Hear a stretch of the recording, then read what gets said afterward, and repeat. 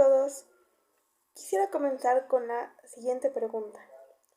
¿Ustedes se han puesto a pensar o han sido conscientes acerca de la evolución de nuestra conducta? A lo que me refiero, desde que nosotros somos pequeños vamos adoptando estas maneras de ser ante las demás personas, ya que pues cuando somos pequeños empezamos a pasar por etapas en donde nosotros pues solamente queremos ser nosotros y poco a poco vamos siendo conscientes de las demás personas y de nuestro comportamiento, cómo puede afectar a las demás personas y cómo es que su comportamiento nos puede afectar a nosotros. El día de hoy vamos a hablarles acerca sobre la perspectiva cognitiva moral, acerca de sus principales teorías y qué es lo que los teóricos nos hablan de ello. Cada uno tiene una perspectiva diferente, pero nosotros vamos a hablarles de lo que constan cada una de ellas. Bueno, el principal objetivo de esta teoría es explicar los mecanismos y procesos por los cuales el infante y luego el niño se desarrollan en un individuo que puede razonar y pensar usando hipótesis, ya que Jean Piaget creía que los niños experimentaban al mundo a través de acciones, representando por cosas, como palabras, pensando lógicamente y usando el razonamiento.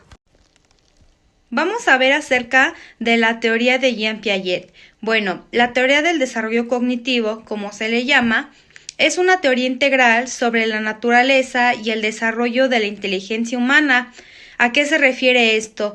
Esta teoría nos ayuda a entender el desarrollo cognitivo de los seres humanos, en especial de los niños, ya que podemos ir viendo a través de los periodos cómo es que el niño va alcanzando varias capacidades de razonamiento lógico, así como adquiere herramientas para combinarlas y entender aspectos abstractos.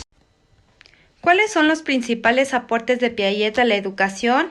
Bueno, en esta teoría se entiende que el aprendizaje consiste en reorganizar nuestras estructuras cognitivas en cada momento. A medida que crecemos, maduramos, interactuamos con nuestro entorno. Estos son esquemas que se van organizando de una forma distinta.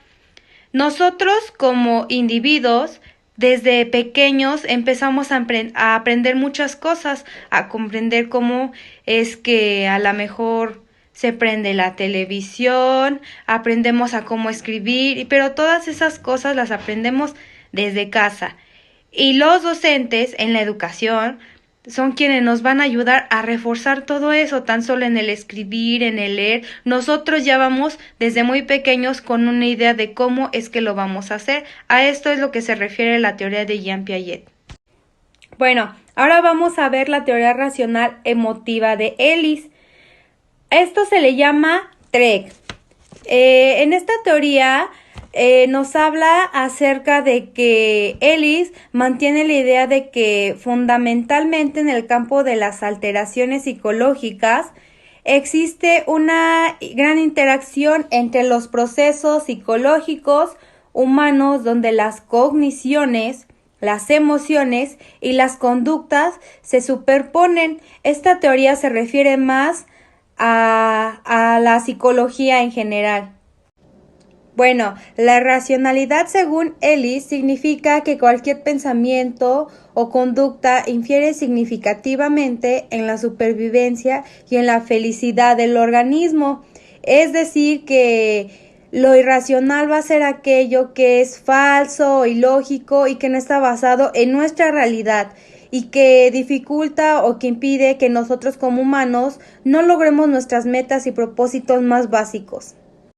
Bueno, Ellis considera que el ser humano es capaz de comportarse de manera racional e irracional. Sin embargo, solamente cuando actuamos y pensamos de manera racional es cuando en verdad nos sentimos felices y afectivos. Por lo tanto, la teoría racional emotiva parte del supuesto general de que la forma en que percibimos los hechos interactúa con nuestra evaluación cognitiva, emocional y conductual. ¿A qué se refiere esto? A que la causa de la mayoría de los problemas psicológicos que sufrimos como seres humanos se debe a la presencia de patrones de pensamientos adaptativos o irracionales. Ahora voy a hablar sobre la teoría compleja, la teoría del pensamiento complejo de Edgar Morin. Esta teoría está, como su nombre lo dice, es compleja y creo que va más enfocada para el área de las matemáticas. Sin embargo, creo que se le pueden dar diferentes perspectivas dependiendo de en qué se trabaje. Y bueno, para empezar, esta teoría consiste en un conjunto de principios de intelección y estrategias metodológicas que tienen como un fin orientarnos.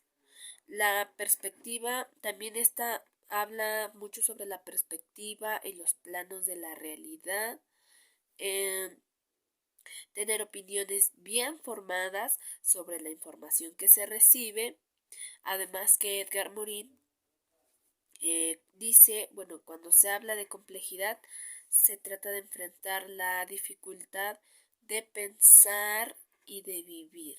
Justo lo que está haciendo esta teoría, que nos está haciendo, pues, pensar, analizar de qué se trata esta teoría. También plantea distinguir entre el objeto y su entorno. Eh, Edgar Morin dice que nosotros, o el ser humano, es complexus. Bueno, eh, yo creo que esta teoría va enfocada como a o da a entender que la realidad no es la misma para todos, que es algo complejo, que y también el que el individuo esté consciente de cuál es su entorno, cuál es su realidad, qué está viviendo, cómo lo está viviendo, que él es un mundo y los demás es otro mundo, que debe de aprender a pensar y tener ideas bien formadas, tener, supongo que también como todo buen ser humano, principios, y que debe de conocer también qué es lo que lo rodea para saber eh, a qué se está enfrentando y sobre todo para buscarle solución a los problemas de su sociedad, problemas que le pasen a él. Y pues sí, es una teoría bastante interesante que tiene mucha, pues, muy filosófica, sobre todo. Y en conclusión, es una teoría interesante que va más allá de lo que se puede identificar en su título y pues sí, es una teoría algo complicada, pero muy interesante. Entonces, bueno, en conclusión, esta etapa es muy es muy interesante, además que es una de las preferidas por los maestros, por diferentes especialistas. Se ha ido mejorando, eh, se le han ido haciendo algunas modificaciones, pero no pierde el, la base, no pierde como tal el origen. Simplemente se va modificando conforme van cambiando los niños, pero tiene el mismo objetivo que es medir a los niños en su etapa de maduración y por medio del dibujo se sigue haciendo. Muchas veces los docentes pueden ser un guía, no tienen que dibujar, ayudar a dibujarlos, es un guía solamente y pues eso sería todo de esta teoría. El día de hoy voy a hablar sobre la teoría del desarrollo evolutivo de Florence Goodenough. Dicha teoría se basa en un test que se llama Draw a Man, o sea, dibuja al hombre. Aquí lo que tienen que hacer los niños es dibujar a una persona, ya sea un hombre o una mujer. ¿Cómo lo van a dibujar? Bueno, pues como ellos crean. Hay una parte donde la psicóloga dice que el niño dibuja lo que sabe más lo que ve. Aquí el test se va a medir por cómo dibuja a la persona, cómo dibuja la cabeza, las manos, los brazos, el torso, las piernas, los pies. De esa manera se va a saber en qué grado de maduración está el niño. También Florence establecía que las bases de un test de inteligencia está en apoyarse de la figura humana, que es lo que ya había mencionado antes. El objetivo de dicho test, como ya dije, es un instrumento ágil para medir la madurez del niño. Y la madurez mental del niño en forma individual o colectiva. Este test mide el valor de las funciones y tiene varias etapas. Las etapas principales es la etapa vengativa matriz, que es donde tienen el placer por tomar los instrumentos de trabajo. Después está la etapa representativa, luego la etapa comunico-social, la etapa celular, la etapa de transición hacia el esquema y la etapa de transición de la figura de frente al perfil. Las primeras etapas empiezan desde los 2 años hasta los 4, posteriormente de los 5 a los 6, de los 7 a los 9 y la etapa final, que sería la etapa de figura de perfil, es de los 9 años a los 12 años.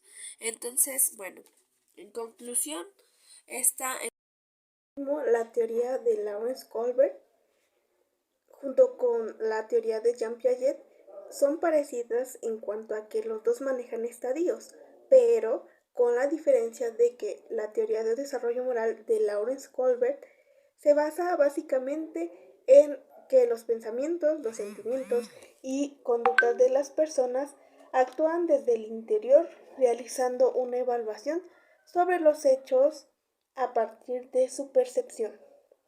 Kohlberg maneja 3 niveles de desarrollo moral. El primer nivel es llamado nivel preconvencional. Es conocido como un estadio heterónomo que se centra en buscar los premios y el placer, evitar el castigo y se caracteriza por la obediencia del mismo egocentrismo. Este estadio consta de los 0 años a los 9.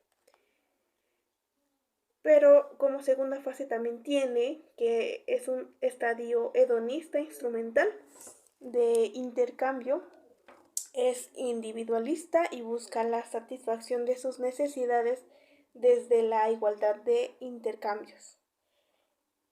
El segundo nivel es el nivel convencional.